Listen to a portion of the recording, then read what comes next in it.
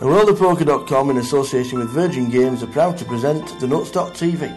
Oh my word! You've never seen anything like it in your life! It is unbelievable! We're just checking the chip counts. Dave Colclough sat in seat 7, 545,000, which is probably 4th or 5th in chips, so not too bad. No, they're very evenly spread, to be honest, aren't they? Nobody's really short-stacked. No, I'm quite surprised there's nobody over 1 million chips yet. Well, there was one of the lads, was it Jamie? Yeah, Jamie Brown, yeah, he's lost half his stack since he went to 1.2. Yeah, it was 1.2 on my table last night at one stage, but he very kindly doubled just about the whole table, which was, we all appreciate. Yeah, nice quiet start for you this morning. Yeah, sort of a complete bedlam, wasn't it? But, I mean... the difference between 14th place and 7th or 8th place is, it's next to nothing when you compare it towards the first prize. So I think everybody was quite correctly playing quite aggressively at that stage of the tournament. And obviously Andreas didn't appreciate the King 9 beating Ace Queen episode. But, well, at worst you're 60-40, aren't you? You've seen the suited cards.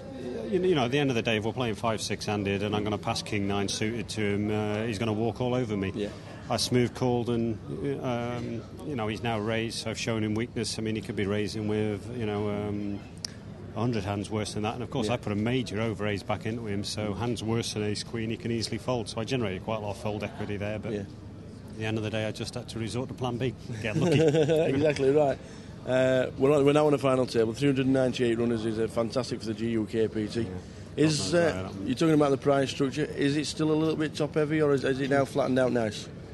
For me, it's a little bit top-heavy. Yeah, I would, I agree with them only paying 32, so they're paying less than 10%. I don't particularly think people play these size tournaments to get their money back. No. So I would even cut it to maybe pay 6 or 7%, maybe even 5% of the field, right. But take money off the top. It is just too top-heavy because at the end of the day, the guy who comes fourth here will have still beaten. How many? 394? 394 so it's still a hell of an achievement, but he gets nothing compared to first prize, really. So I think one of the problems with people thinking they are top heavy is that the top four will be playing for £400,000 and they might end up with 97 each or whatever it is. It kind of forces the players into making a deal when the players don't. Well, I certainly don't want to make deals, but I much rather. For me, it's like the most exciting part of the tournament is trying to win it. Yeah, now. Exactly but, right. Sometimes because it's so top heavy, you're forced into making the deal, and then people don't play the same once they've got a deal. The pressure comes right off because they think, I made a deal now. So now all of a sudden, if you put them under pressure, they're going to start calling with dodgy hands and stuff. And so it kind of, I think we'd have much better tournaments if somebody would finally sort out the price structure. You've got to say, to be honest, DTD do a slightly better job than Grosvenor at the moment on price structures. I think even theirs is still a little bit top heavy, to be honest.